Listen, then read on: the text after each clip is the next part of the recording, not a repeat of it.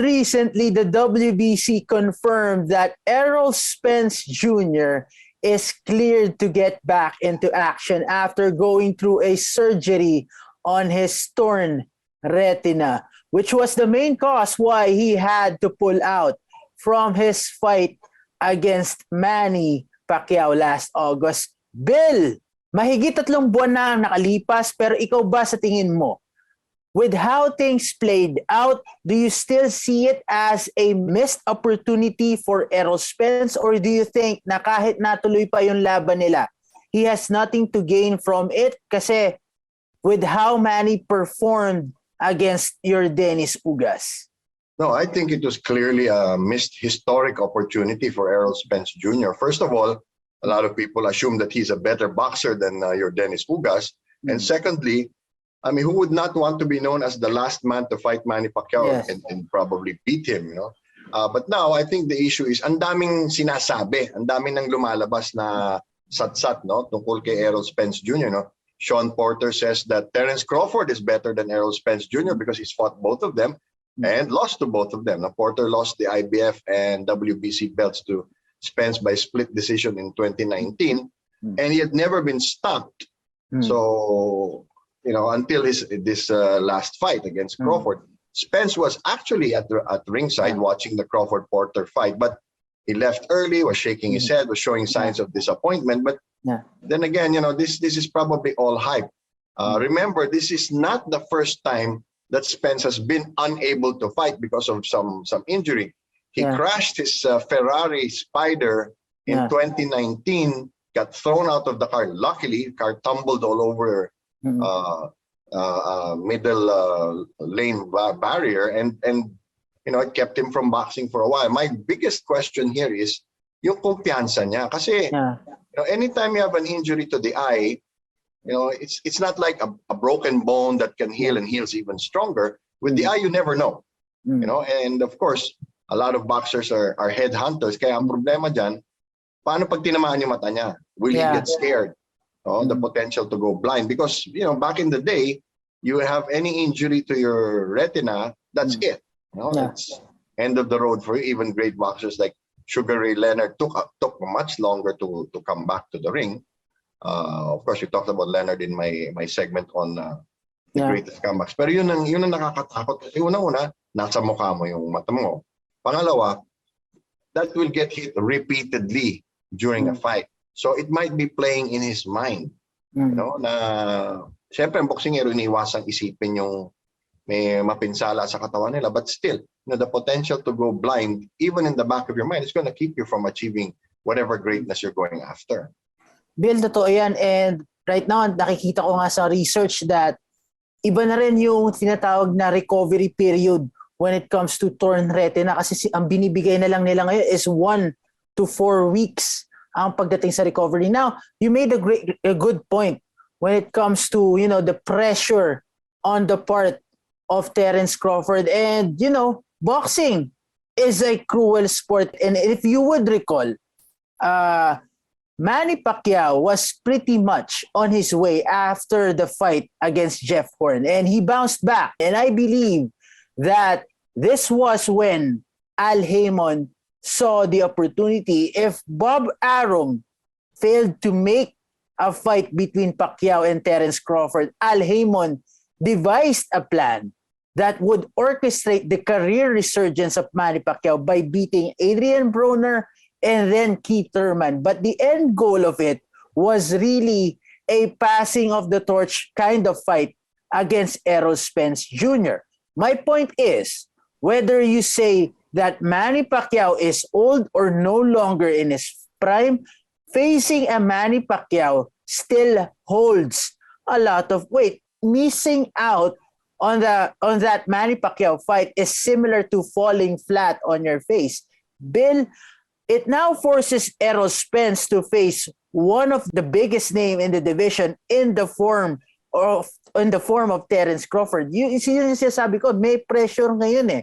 Kasi yung biggest name, hindi niya nakuha in Manny Pacquiao last August. Ngayon talagang pinipuwersa siya na talagang, huy, kailangan ko ng kalabanan itong si Terence Crawford.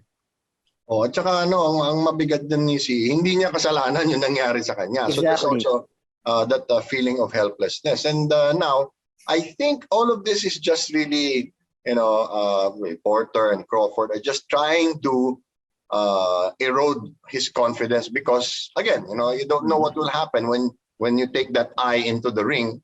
Gaano ba kagaling yung doktor natin. Although, in other cases, if you tear your ACL or you break some bones, they're usually stronger when they come back. With the eye, that's still an unknown factor. So the layoff, the surgery, the uncertainty, these will all play into his mind. So it's more mental than anything else. If he can still achieve the sharpness and the daring that he had when before this injury, because he came back very strong after the car accident. Yeah. That was just 2 years ago. So I hope that for his sake, it doesn't play into his mind. You mentioned Matisse and Broner.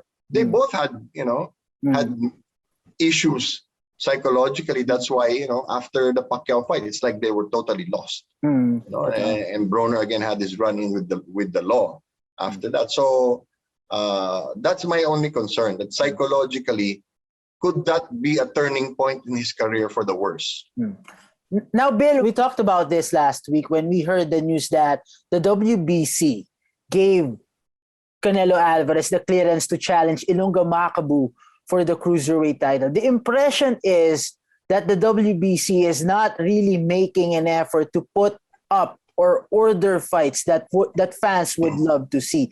But for the welterweight division, the scenario is different kasi the winner of the fight between Tulani Membenj and Edward Skavinsky for the vacant silver title will go on to face Alexander Besputin to determine the mandatory challenger. Pwede naman kasing gawin nila, ibigay na ng WBC kay Virgil Ortiz, who's currently ranked number 1. But by the looks of it, to me, the WBC is giving the camp of Errol Spence to try to make the fight against Terence Crawford, who recently cut ties with Bob Arum and Top Rank.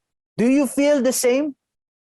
I think everybody wants to make big money fights, no? And they're lucky because ang dami mong pagpipilian ngayon sa welterweight division, no? It's harking back to the late 80s, early 90s when you had Duran, Hagler, Leonard, Hearns, couple of other horsemen, big names. O, di ba? So, pag para ka na lang carousel, just pick who can fight who among those guys. No need to mix in the lesser names for me. But the fact that they're trying to get Spence back into the mix, because that was really just fairly recent that he got injured. That was just one fight, so not much harm really to his career. He didn't lose anything, so I think to bring him back into the mix is a very good move on their part. Dahil bata pa si Spence, magtatagal pa yan. Kaya maganda yan because it's also a rivalry. You have two undefeated fighters. Yes. And both, champions. And people always want to see that. And I think that's the best part about it. Where were you when so-and-so suffered his first loss in a world title fight? So I think that's the fight to beat in 2022.